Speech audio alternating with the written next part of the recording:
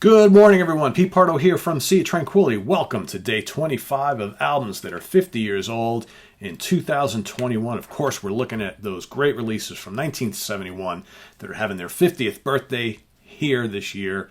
Time to celebrate, right? Some really great stuff. So today we're going to get to on the 25th day. I've been watching over the previous 24. Many of you mentioned this particular album, all right? And waiting its turn because it was on my list, but it's a long list, and I tried to keep it to the order that I did. And they're not in any real order, but I didn't want to kind of just mess around. And I said, you know what? Here's my 28.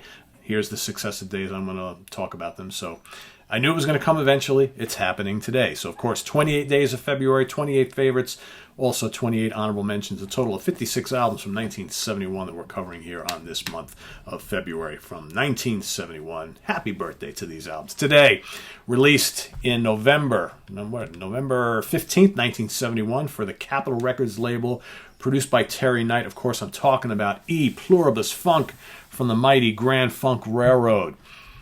Ironically, a pretty short album for them, like 35 minutes and change. Usually their albums are a little bit longer, but not this particular one. Of course, Mark Farner on lead vocals, guitar, organ, harmonica, Mel Scatcher, however he says his name. I love him. Great bass player. Don Brewer on percussion, drums, and vocals. Of course, I mentioned Terry Knight at the producer's helm here.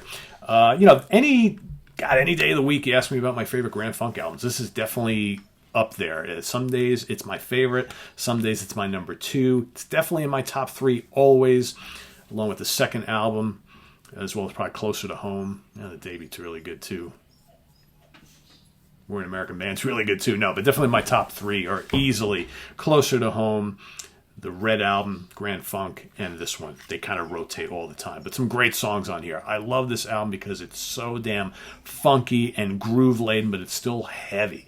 And it still carries that kind of late 60s vibe, right? Foot stomping music. What an engaging song. So catchy. The great Hammond organ. The ripping guitar solo. People Let's Stop the War. Love that wah-wah lick, man. I just love Farner as a guitar player. It's like he's not the most technical player ever, but he just knows how to get it done. And I always love his tone, and I love the riffs, and he's just such a emotional, play it from the heart type of guy, right, when he plays. Upsetter, another good up-tempo, snapping, funky rocker. I Come Tumbling, absolutely rips. Savage guitar licks in that song. The drums and the bass, just absolutely killer.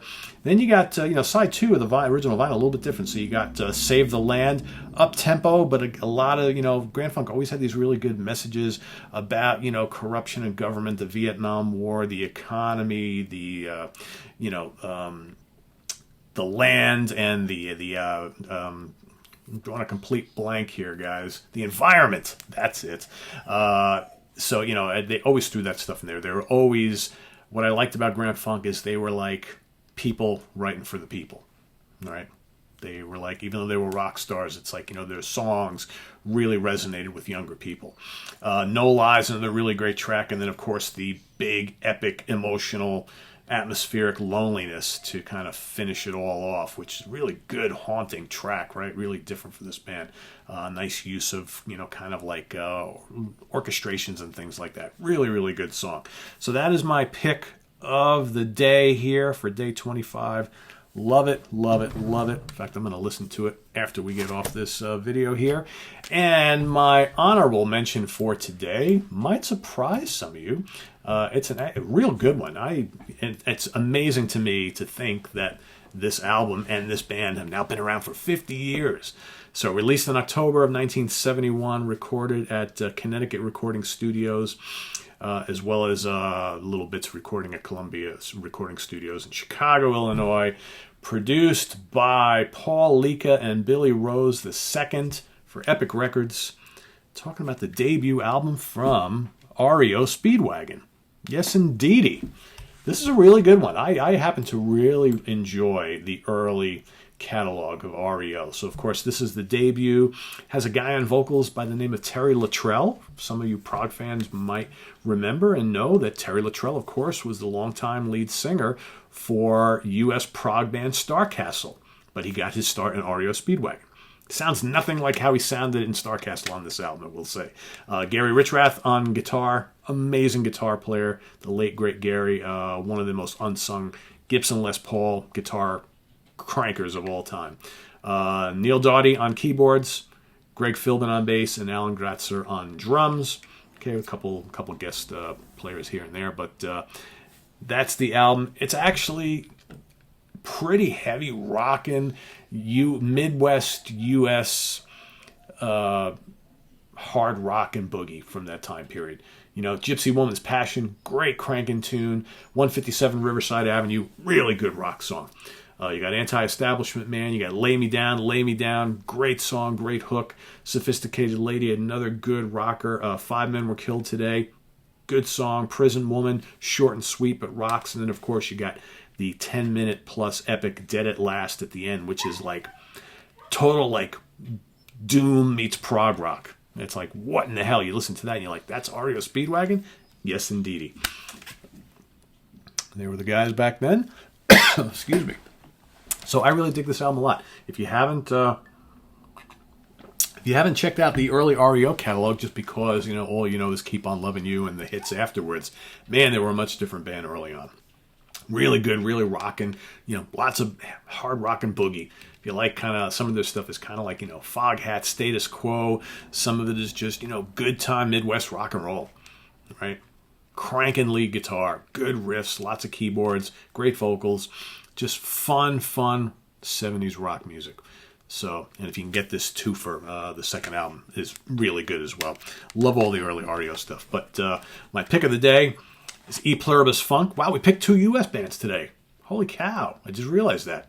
Almost every single day, it's usually a British band, followed by an honorable mention for a U.S. band, occasionally vice versa. But today we got 2 U.S. bands hitting it, killing it, knocking it out of the park in 1971. Curious to see your picks for today. We only got a couple more days left, guys, right? So we got 3 more after today, and then we'll finish this up and start on our next venture for March, which, of course, is Dream Setlist. Each day I'll be throwing at you a random band, notable band. It's going to be a notable band. It's going to be a band that had been around for a while because we want to have plenty of catalog to draw from, okay, to be able to put together those set lists. So, and no, I'm not going to announce these ahead of time. Every day is going to be a surprise. I'm doing the same thing for myself. I'm not planning out the month, so every day I'm going to kind of go back to the shelf and be like, all right, that's a good one, sort of. I do have in mind a lot of the bands I want to cover, but I'm just not sure of the order, and, there's so many of them, obviously. But I want to make it interesting. So, I had a bunch of people who have, made some comments that, like, can you let us know the whole list ahead of time so we can go and prepare and be ready every day? I want it to be spontaneous. I want you guys to anticipate every day which band is going to get picked next. So then you don't have to have your list ready when the show airs, right? The video's not going anywhere every day. So if it takes you a day to put it together to then post, that's fine.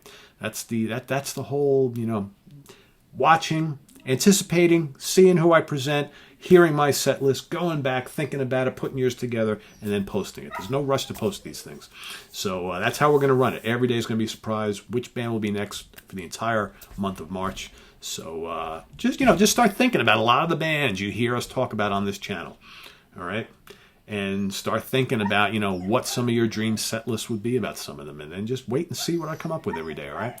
So there you have it, everybody. Visit us on the web at www.seatranquility.org. We're on Facebook. We're on Twitter. Of course, we're here on YouTube all the damn time. If you missed, we had a lot of programming airing yesterday. So go back and check it all out. A lot of cool prog stuff over the last couple days. Today, we've got a brand new live Monsters Den episode at 7 p.m. Eastern Standard Time with Rich Catino, Chris Allo, and special guest star Jamie Laszlo. Jamie Laszlo.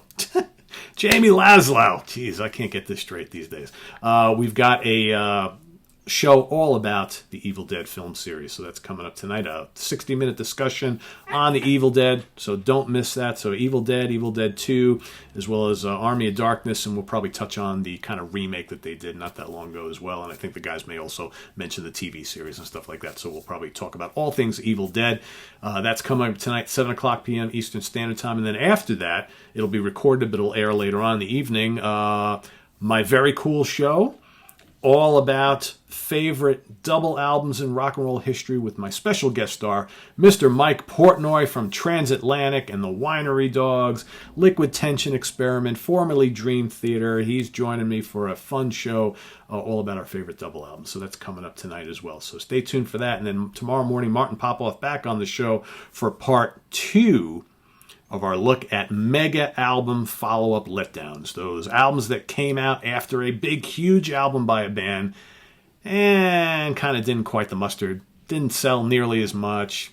Fans and critics didn't really like it as much, don't really play much of it live, that sort of thing. Maybe a good album, but not quite living up to the splendor, the grandeur of the one that came before it. So that is happening tomorrow morning. So stay tuned for that, and all sorts of stuff happening this weekend as well. So tune in, make sure you subscribe. Click on that Ko-Fi link below if you want to make a contribution to the channel. It's all greatly appreciated if you do, and we'll see you later on. Take care. Bye-bye.